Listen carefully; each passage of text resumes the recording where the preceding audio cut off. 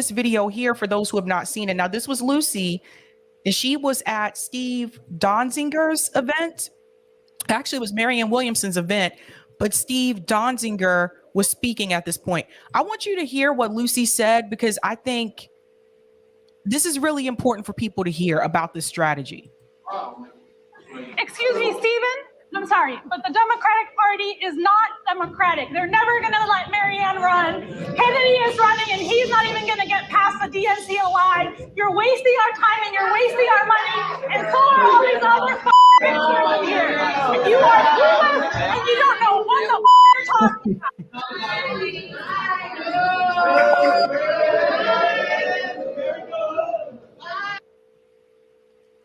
So this point here that Lucy brings up, and obviously some people there didn't want to hear that, but it's the truth. And it's the reality of the situation. We have to remember that the DNC has argued in court that they can pick candidates in a smoke-filled room, right? There was the DNC fraud lawsuit, which Nico House came on recently, and we revisited that because people, I see them doing it again. They're all excited about Marianne or RFK Jr. And I'm like, they're running through the Democratic Party. You already know the end of this movie. We already know what's going to happen. So if you are really serious or passionate about trying to shake up the system, you wouldn't run in this party. You would run as an independent, or you would run third party. Now, we know that obviously it's very difficult for those types of candidates to win, but then that means that you don't fully understand the strategy. We know they're not going to win. We also know that people doing this strategy through the Democratic Party aren't going to win either, because the DNC can change the rules like that anytime. They just changed the rule recently about Iowa and New Hampshire, so that now those candidates, like, whatever votes they get in Iowa and New Hampshire, these votes don't count. Like, this is what I'm talking about, people. They changed the rules to make South Carolina the first state in the primaries. They can change the rules anytime they want to. They've already announced there's not going to be any primary debates. So if that's what they're going to put you through, it doesn't make any sense of doing the strategy. If they're going to treat you like that and you're running in the party, then you might as well run outside of the party. And that's the argument that I think some of us have been making. This is a big problem. It's the system. Yep. Yeah. Yeah, it's a systemic thing. And I just want to talk to some of like the concerns that I think the reason I was interested in federal level politics was because those were the only people that were talking about things like the wars and stuff like that. And I think on some level, I used to believe in the veto, that if you get somebody good in there, they would at the very least veto one of these wars, because the president technically has the power to do so. However, we can see that these people are completely in the pockets of the military complex, right? And what I learned recently is that you can actually do something like this on the local level. Mm-hmm. There's a ballot initiative being proposed in Maryland called Defend the Guard, where they are trying to pass a ballot initiative where you cannot deploy the National Guard of the state of Maryland without a congressional war resolution. So without an act of war, basically. So that is something that can be done in every single ballot initiative state. It would be hugely influential to start supporting something like what they're doing in the state of Maryland. And not only that, but the ideas that Roger has about party abolition go beyond the idea that we have to have a great third party with tons of resources in order to get started. We don't actually have to do that. We can work with a lot of the smaller third parties. We talk to these people all the time, and we don't even belong to any of these parties. We can work with people from the Green Party, the Libertarian Party, the LaRouche, the Democrats that want a ballot initiative passed, the Republicans that want a ballot. It actually doesn't even matter. You can just band together to work towards a ballot initiative, issue by issue, that you think should be passed in your state. And I think what they're doing in Maryland is a great example of that. There's a question here. Is there a petition available for ballot initiatives? New Jersey only has ballot measures state and local reps put on ballot. No direct democracy here. Good question, Janice. So the only states that are citizen ballot initiative states that touch the Atlantic Ocean are Maine, Massachusetts, and Florida. So all up and down the eastern seaboard, outside of those three, none of these states are ballot initiative states. Now, as far as local ballot initiative, well, that's something different, like I explained before. But that's like I said, that's something that we have to work on. So we're just starting here in New York State to see what we can do in New York City. Yep. I talk to when I talk to these politicians, right? Mostly like state lawmakers or whatever. Even some of them who I might be cool with, I am able to do this trick in my head where I compartmentalize whether I'm talking to the politician or whether I'm talking to someone who I'm friends with or cool with. Okay. And I knew someone who was running for office who was pushing back on direct democracy, and he was making up all these excuses. I'm like, dude, you're not even like, didn't even win yet. He didn't win, but you didn't even win yet. And you're already like pushing back on it. You know what I mean? And I was saying, look, here's something to think about. If we, the citizens, pass something that we regret, since politicians are self-serving, you won't have to worry about attack ads being lobbed at you. Okay? Y'all could just say, hey, I didn't pass that. You guys did. Don't look at me. Okay? So it gives you cover. Give us the ability to do it ourselves. And if we go, oh, we shouldn't have did that, then we could correct it. Okay? Because, these politicians are self-interested anyway, so they don't want to be held to account, so on and so forth. So fine, we'll do it. Okay. And if we, mess up or whatever, we can't blame you. We'll blame ourselves, and then we'll correct it. Also, suppose you have legislation that you just can't get through. You can pass that off to us, and it's like, look, my colleagues in the state Senate or state assembly or whatever you call it, it's just not budget. So I'm going to hand this off to you, and maybe you can take this ball into the end zone. You see what I'm saying? So go ahead. Sorry. I was just going to say that's exactly what happened with the $15 minimum wage. Mm-hmm. It did not work on the federal level, didn't pass. They couldn't get it through. But some of the states were like, okay, we're just going to do it for our state. We're not going to sit here and wait for the government to come in and try to, do this. We'll be waiting forever. So that's a good point that Roger just brought up there. Is like, what we want you to understand is that you have more power than you realize on the local level. And I think a lot of times it's not discussed. Like all these things that you can do, in your state that you may not even know about. We talked about public banking. That's a big one, because one of the pushback that we get from people is that, well, the state can't pay for it, right? Or how is the state going to pay for this initiative to pass? Especially when we talk about universal health care, right? Like people trying to do that on the state level. Well, one of the ways that you get around that is by having a public bank.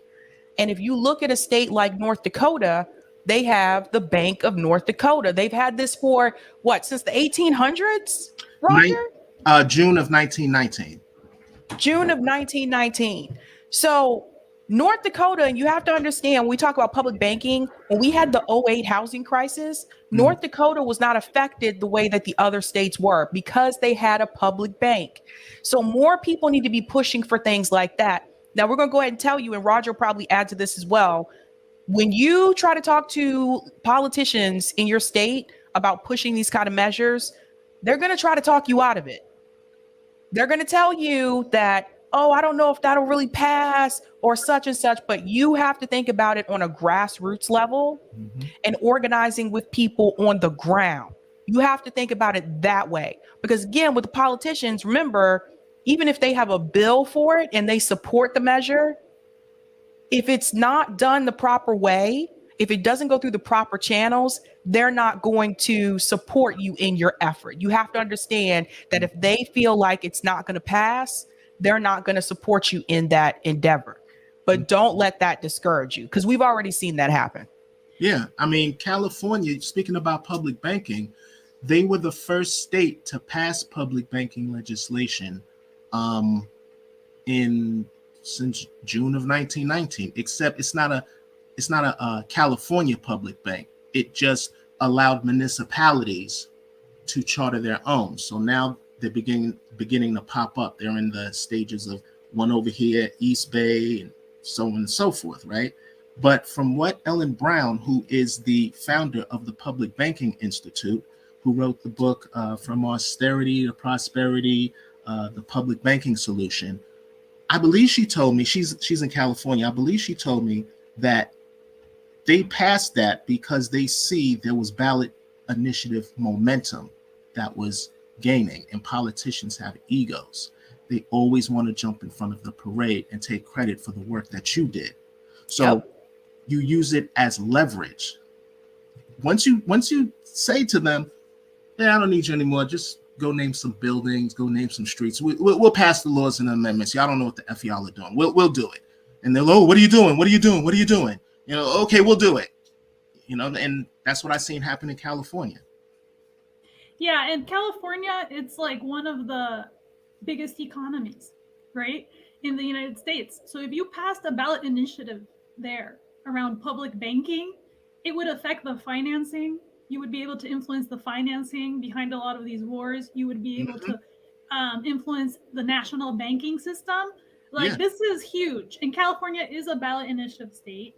And not only just that, like part of the genius behind all of the people that have really thought about this, including Roger, is that the idea of direct democracy on a local level allows you to completely get past some of these cultural wars. So, for example, instead of arguing with somebody that, you know, lives all the way across the country and has an entirely different point of view about Roe versus Wade, reparations, immigration, whatever it is. Let's say somebody is running for office in the Bronx, which is the bluest part of New York City, right? Instead of saying, I'm farther left than Jamal Bowman or something because Jamal Bowman didn't do anything on reparations or this or that. The problem is, once you get sucked into the institution of the Democratic Party, you're not going to be able to do anything on that kind of stuff either. So what is it that you're running exactly on? Well, what the strategic thing to do actually is not to run on Roe versus Wade or reparations or immigration, but to run on the idea of direct democracy and local ballot initiatives. Why is that? Because you could get the independent vote. You could get the Republicans that want direct democracy in order to have like a say in local elections, which the Democrats won't allow them to do because it's a blue dominated state. And in a red dominated state, it's the same thing. You could tell people, look, you're not going to be able to get anything done on the local level. So what we're gonna agree on, even though we are completely different parties, political parties with completely different ideologies, is to just rally around the idea of getting ballot initiatives passed in our state. And that's the only thing you commit to. You're not lying to people. You're not telling them you're going to pass a reparations law or an immigration law, or that you're going to pass Roe versus Wade, and then you're going to get blocked up because the Democrats don't want to do any of that stuff, and they're not going to let go of their financing. And, like, that's the way the cookie crumbles right now. What you're going to run on is ballot initiatives, making the district a ballot initiative state. And that way, the conservatives will join you. The independents will join you. Center Democrats will join you. So it's like kind of a way to not, like, argue some of these issues to death, especially since, like, I think somebody said something, I don't remember, somebody on Twitter said this recently, that one of the ways in which you can confront like a lot of the divisions that we have in our country is to improve our telecommunications, Wi-Fi infrastructure, transportation infrastructure that allows us more access to people with different ideas, with people with different ideologies. Even though we're like a very diverse country, we do all live in our bubbles. We talk to people that think like us, that look like us. So Yep. until you break that, you're not gonna be able to argue with people to death about changing their minds and getting into their heads so that they agree with you on your political point. It's impossible. So what do you run on? You run on ballot initiatives so that the only thing you're running on is this idea of direct democracy, and then you let the chips fall wherever they fall. Yeah, and I want to add too, I think this is very important. This is not to say that those issues don't matter. Those issues do matter. Immigration matters, reparation matters. The problem is, though, when you run on those issues, you are misleading the voters because you do not have the votes to pass those measures. That's just the reality. The House isn't going to approve it. The Senate isn't going to approve it. So people run on those issues and then they get in, and then the voters are let down and disappointed because they don't end up passing those measures. This is a big part of the problem. But if you're running on the idea of giving people direct democracy, putting it back into the hands of the people, that's something that can have crossover appeal when we talk about different political ideologies. So that's important. She's right.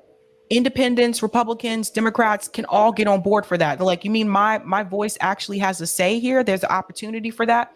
They can get on board for that.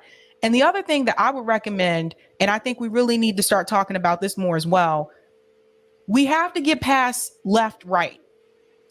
We have to get past left, right. And I want to be very clear. There is no left in the United States.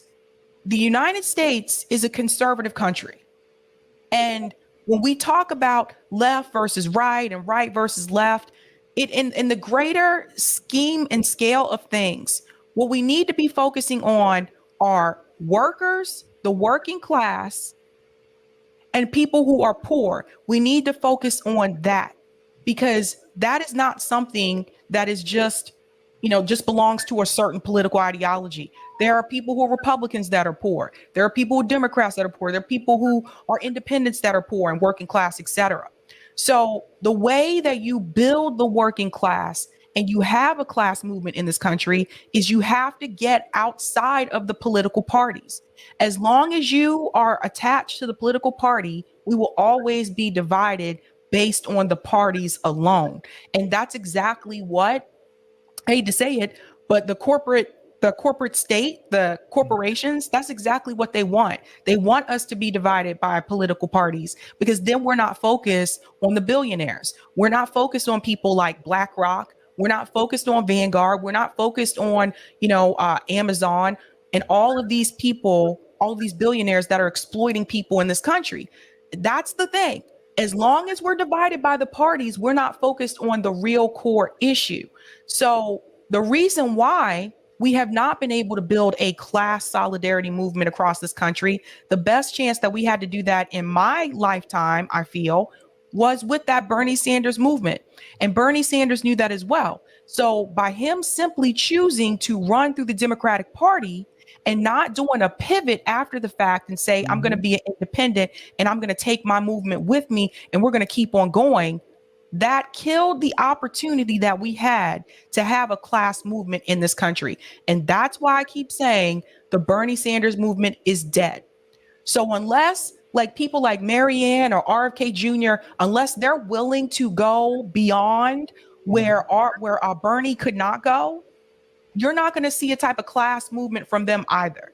And once this campaign is done, they'll go back to what they were doing and they'll write another book. Let me tell you a little bit of history I know about Texas. People forget Texas only been red in the 21st century. Throughout the 20th century, they were a blue state. They became purple in 1998, where one chamber was red, the other one was blue. There were even there was a decade where there was no Republicans in either chamber of the Texas legislature. Now, why do I say that? they had a chance, and they remained blue even after the switch, after the civil rights in the 60s and all that stuff. They had a chance to, I guess I'm talking to the Democrat state lawmakers right now. This is who I'm talking to. Listen, they had a chance for their constituency to place a legislative referred constitutional amendment before their voters, for their voters to ratify, to allow their voters to amend their state constitution through the citizen ballot initiative process. Having that as an ace in the hole, just in case, the party, the state goes red or whatever the case was. But a lot of times these politicians, they get too comfortable and think, oh, we're going to rule it forever. Okay, that can be New York State. We at least need to have an ace in the hole to know that even with that, okay, we still can pass and ratify our own amendments. Okay, I said this to another politician who I'm cool with, who was running for state senate out here, and he was just like, well, if we turn red, wouldn't that mean that they want then they want Republicans? I said, look, when people vote, they vote based on three things: alphabet letter next to the name, emotion, I love this guy, I hate that guy, and familiarity. Oh, I'm not going to vote against them. He goes to my church. I see him at the church. He went to my son's football game. No, I like that guy. Okay. Nobody, except for us, nobody votes majority people, nobody votes based on policy. Okay. The only way you can get people to vote on policy is put the policy before them as that question on the ballot, as an initiative with the question, yes or no is the answer. You know what I mean? I'm tired of, like, you get the corporate media saying, well, Joe Manchin, they have West Virginia, so it's a conservative state, so they don't want that stuff. Oh, West Virginia voters love the Wall Street banks. They love having no health care. They like having their stuff polluted. Like, you serious? They might be conservative on guns and maybe abortion, but maybe not even that after you see what happened with Kentucky and Kansas. But the only way to know really where people are at is if I say at least a minimum of 40 states have that ability to place their own initiatives on the ballot to ratify their own amendments. Then that's better. You don't even need polls at that point. You know what I mean? You got the evidence right there, how people feel on this, that, and this.